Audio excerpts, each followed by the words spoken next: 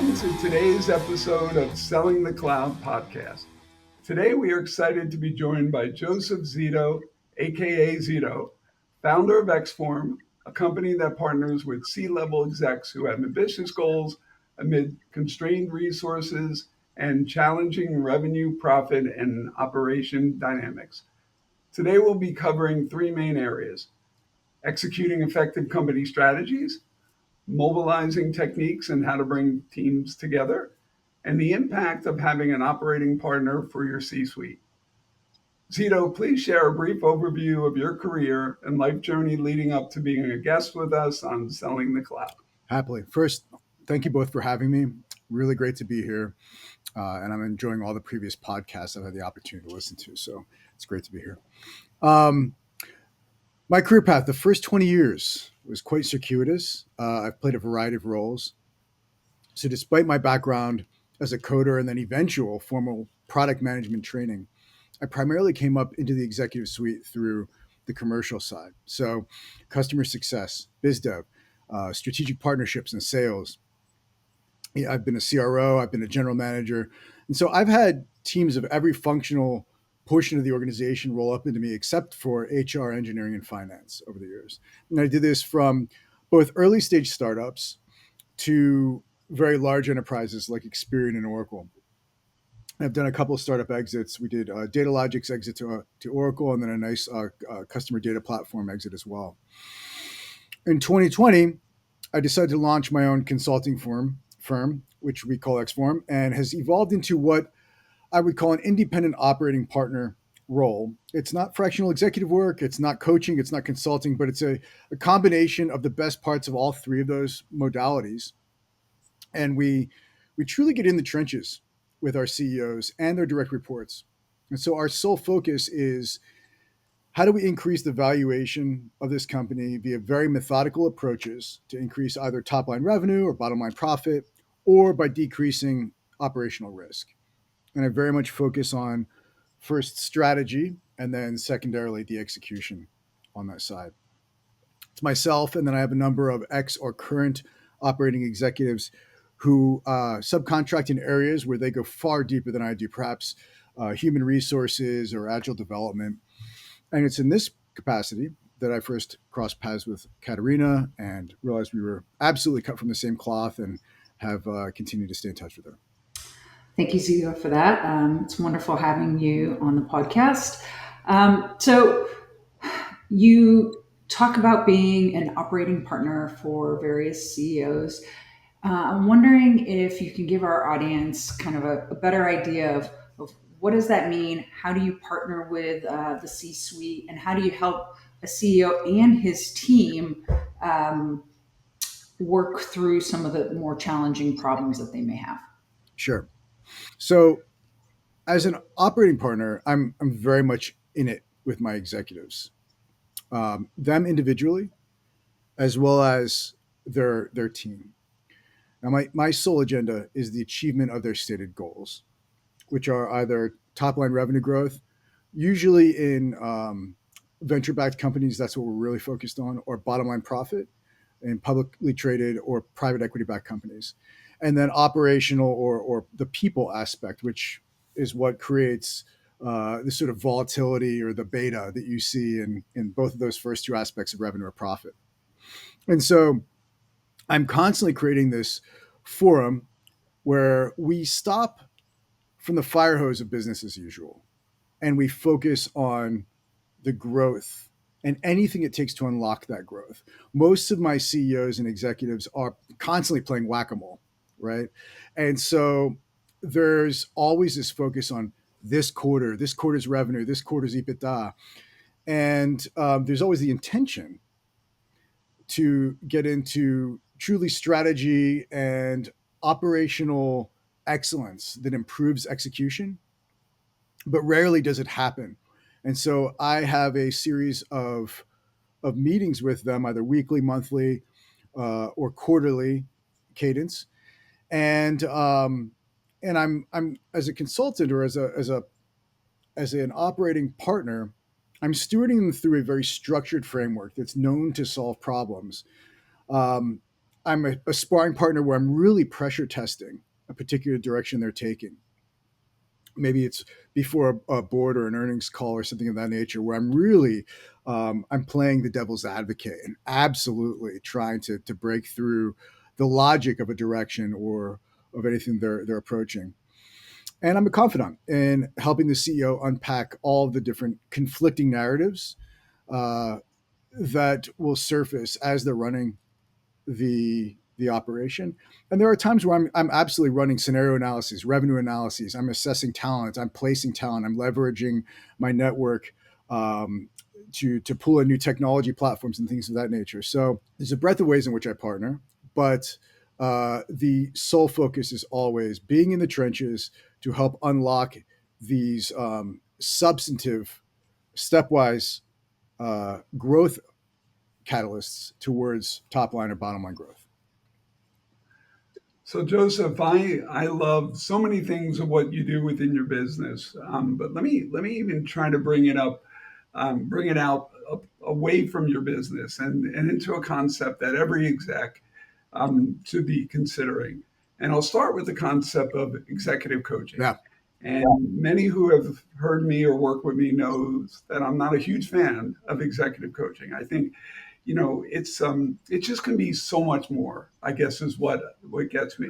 So I love the terminology of operating partner. But for me, being very deep in private equity, when I first heard you using that for your business, I really just thought of a private equity operating Right. partner, which does some of the same things you do, but you do more. And I love the concept of just to look at the stated goals of an executive. They do it at the beginning of the year, then they very, very rarely look back at it.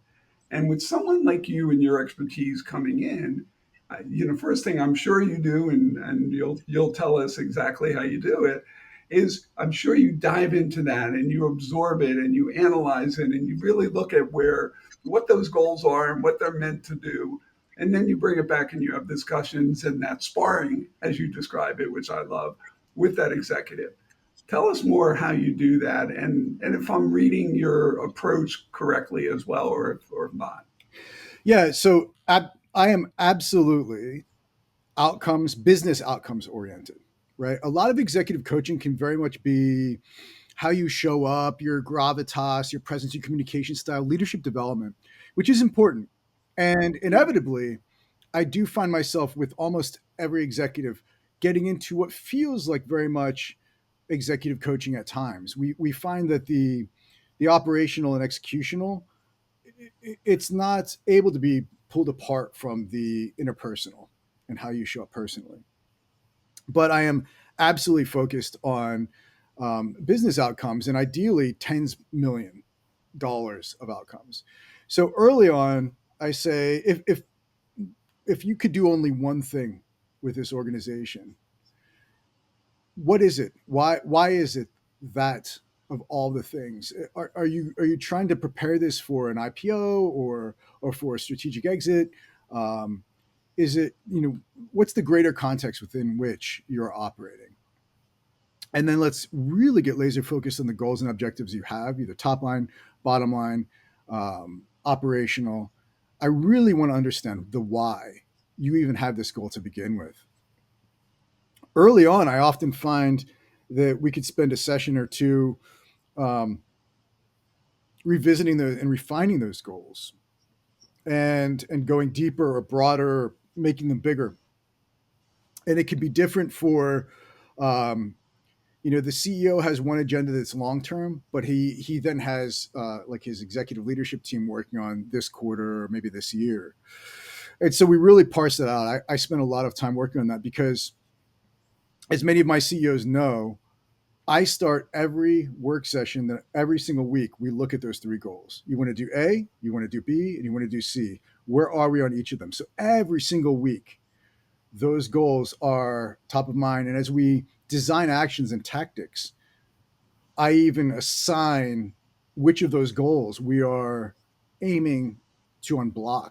And I track that in a work management platform. So I can say, we did 80 actions and tactics we implemented over the last quarter.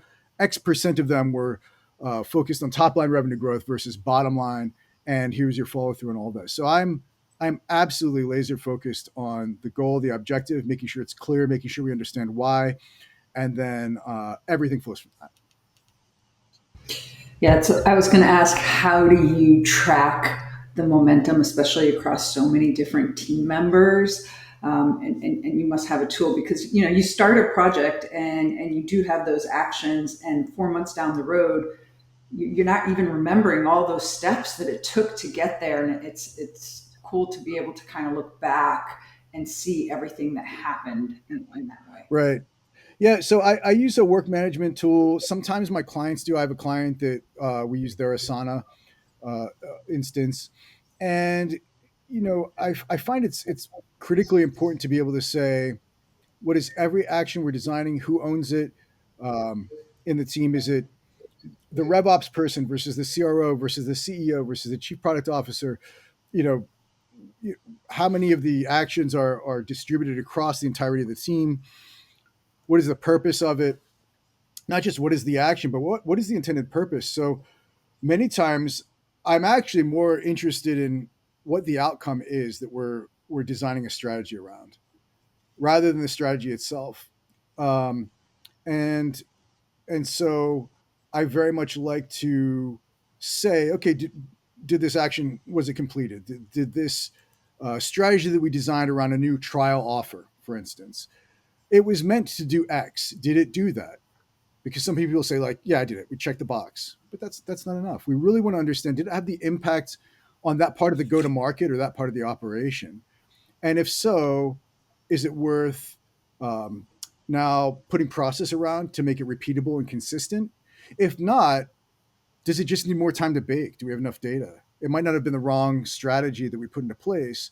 Do we need to iterate it, or maybe we do need to abandon it? So it's hard to keep an eye on that week after week after week, especially with multiple players, if you don't have some sort of platform to track all of that. And that's where execution really shines, right? There's the strategy on how we think we're going to divide and conquer in this market, but then there's the execution, and that requires a tool. So Zito, I know at X Forum you partner with C-suite executives to refine strategy, but that word strategy, or rather like being strategic, is often used in a variety of ways. So let's start with, how do you define it? And what are the challenges you see in the organizations you partner with? Sure. In its most fundamental form, strategy could be articulated as a specific plan to achieve a particular objective. When I think of it in its true form, I think of military strategy. I totally geek out on all forms of strategy: military strategy, corporate strategy. For me, there are around 6 elements. So there's a cohesive plan, and it has a very specific objective. We're going to do X on Y time frame. It's based upon a very particular policy or thesis. What I mean by that is, we say we're going to do X and Y on Z time frame based around this guiding principle that is bringing together all of the critical few tactics we're making and taking to achieve that account for very specific threats, and all of those tactics are owned by very specific resources. So to me, without one of those 6 elements, you don't truly have strategy. You have maybe a plan, but it's not what I would consider a strategy. To answer your question about the challenges, there are many, but primarily I see a lack of investing in strategy. And this could come from a focus on this quarter's metrics and hitting revenue quarter after quarter, a sort of short sightedness, and the feeling that, well, once we get past X, then we'll focus on our strategy. Or we have a strategy. There's this sort of like, we already have a strategy, and I'll ask a number of questions, and it's very clear that they don't. There's a lack of developing strategy, and it's not an incredibly easy thing to do. And then on the other side of it, if there is a strategy, then there's a lack of follow through and reinforcement, which is purely the execution. So Zito, you make me think of a few key things that I've experienced in my career around that view on strategy. And the first thing is there's really very few companies that, in my opinion, find themselves in the sweet spot. There are some companies that I get to work with, especially in the work that I do with Boston Consulting Group (BCG), that spend hundreds of millions of dollars a year on strategy, and I think in many cases that's a little bit of overkill. And then there are lots of more early stage, mid-sized companies that just have no interest in strategy or certainly spending any money on the strategic side of the equation. And I think that's a big mistake as well. So if you could share a little more detail on how you focus on strategy and what you do with the companies you work with and the returns and the impact and productivity and everything else that you're able to accomplish in those Sure. companies. Well, let me start at the end, the second half of that, which is the returns, which is the fixing the downside of a lack of strategy. So this is called selling the cloud. And so a lack of strategy will always impact how an organization sells because it impacts the product strategy. So many times I'll be brought in to an organization and they'll say, help us solve, I don't know, customer churn or something of that nature or XYZ. It could be organizational design. It could be many different things. And I'll ask a number of questions and all of those things, those dynamics, how you're retaining customers, how your business is truly organized, they're all there to serve your strategy, right? So without strategy, what I'll quickly find is, well, there's a lack of product differentiation or matured products. And of course, when you don't have a strong product differentiation, the go-to-market tries to make up for it.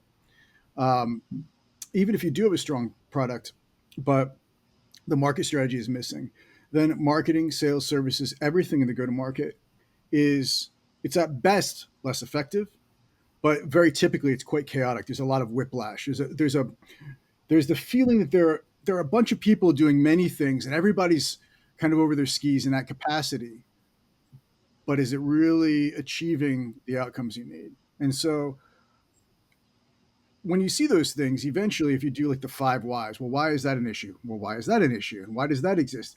You very often get down to the whole, we don't really know what game we're playing. I mean, does that resonate before I go into how I solve it? Like, have you both experienced that and seen that firsthand? And Yeah, no, I certainly have. And one of the things that it kind of reminds me of is how many sales organizations rely on heroics is the best way I can describe it.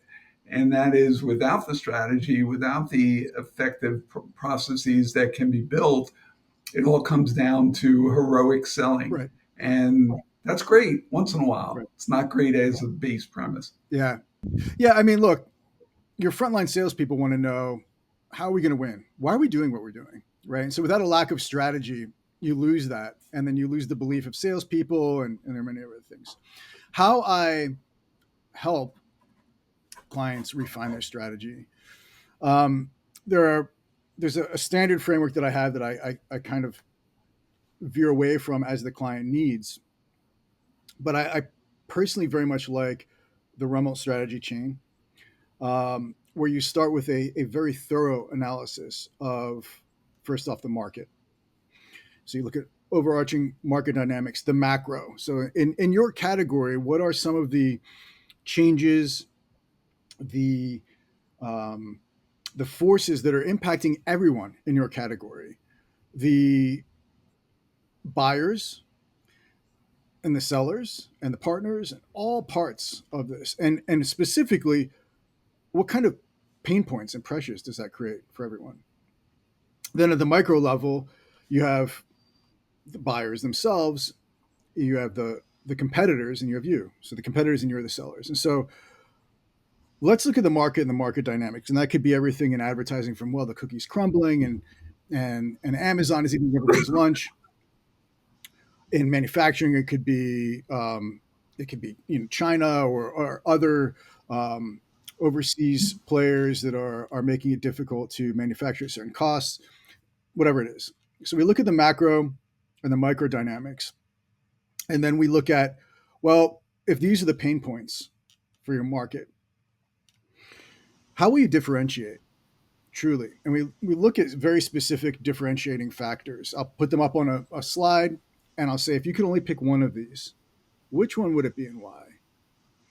And oftentimes they start with, oh, we want to have true innovation. We're going to be the most innovative, or we have this rare high value asset. That's usually where they start because that's what sounds sexy and that's what makes you feel different. But it could be ease, it could be price, it could be speed, it could be service, it could be many things. So we look at, if you only had one of these to differentiate on, which would it be and why?